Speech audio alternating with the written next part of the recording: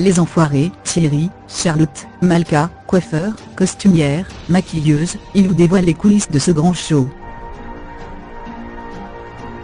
Les Enfoirés, c'est une troupe d'artistes, mais c'est également de nombreuses personnes dans les coulisses qui veillent à ce que le spectacle se déroule parfaitement. Téléstar vous les présente. Musique. C'est le maître mot de ce show 2018 des Enfoirés, qui promet encore une fois un spectacle grandiose. Mais cet immense show, enregistré au Zénith de Strasbourg, n'existerait pas sans ces gens qui, en coulisses, se démènent pour faire de ce divertissement, une machine extrêmement bien huilée. Téléstar a ainsi décidé de mettre en lumière, ces personnes que les téléspectateurs ne voient pas à l'écran. Charlotte au costume, Thierry et son équipe à la coiffure, ou encore un staff de 7 personnes dédiées au maquillage. Rencontre avec ses petites mains au rôle prépondérant. Charlotte Bétaillol, costumière du show depuis 20 ans. 3 couturières préparent les costumes, et 8 habilleuses s'occupent des essayages pendant les concerts. Comment se passe le travail sur les costumes? Charlotte Bétaillol, nous faisons des propositions tout au long de l'année. Ensuite, la production fait un mix de nos idées pour les intégrer aux différents tableaux du spectacle. Combien de personnes travaillent avec vous? Outre mon assistante, 3 couturières préparent les costumes particuliers et 8 habilleuses, lors des concerts, s'occupent des essayages et de la logistique. Montrez-vous, en amont, les costumes aux artistes? Évidemment. Ils sont au courant puisqu'ils font les essayages. Quand il y a un souci, on trouve toujours un arrangement. Après, il est très peu arrivé que quelqu'un refuse de porter un costume. Même des artistes qui ne sont pas habitués à mettre des choses d'époque, comme quand Gigi Rac ou Soprano, se prêtent au jeu avec le sourire. C'est drôle et touchant. Quel est le costume le plus fou que l'on vous ait demandé? À mon sens, il n'est pas encore arrivé, elle rit.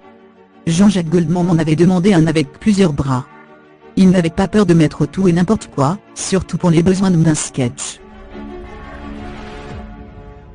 Justement, quand il était encore présent, Jean-Jacques Goldman avait-il un droit de regard sur les costumes? Oui, il avait un regard sur tout, mais d'une façon très ouverte.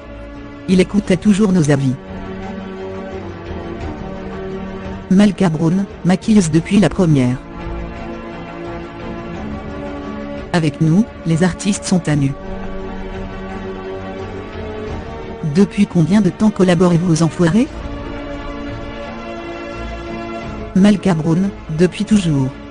Je venais à l'époque quand le spectacle n'était pas encore un concert mais une émission de télé. Je m'occupais du maquillage de plusieurs chanteurs, et l'on m'a donc demandé de venir travailler sur les Enfoirés pour m'occuper de mes artistes.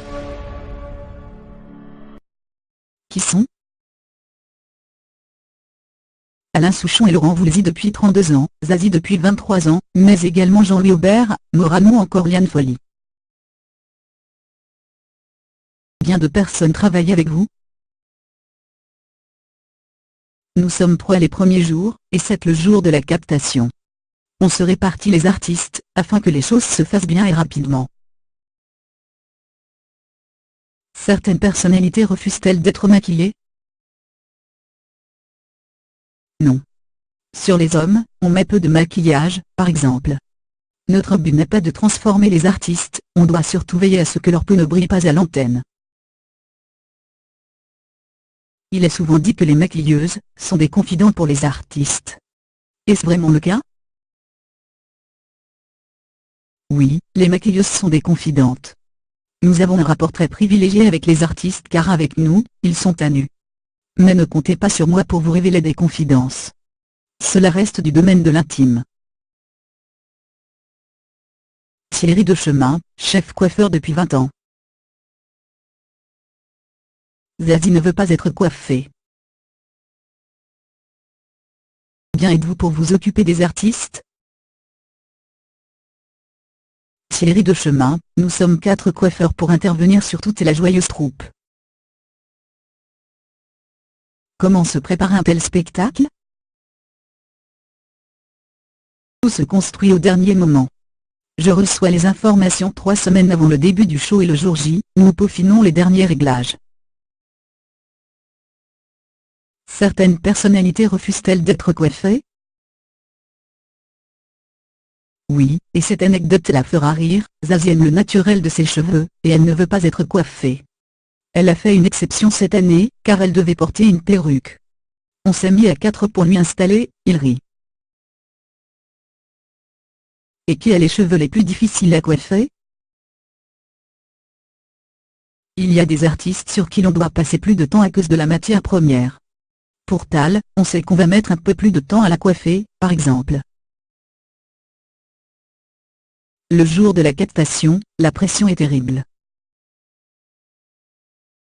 C'est différent car l'effervescence est encore plus grande, mais tout est une question d'organisation. Chaque coiffeur a un artiste désigné, chacun sait où est sa place. On gagne donc un temps énorme. On court beaucoup, on utilise beaucoup de lac, mais c'est pour la bonne cause.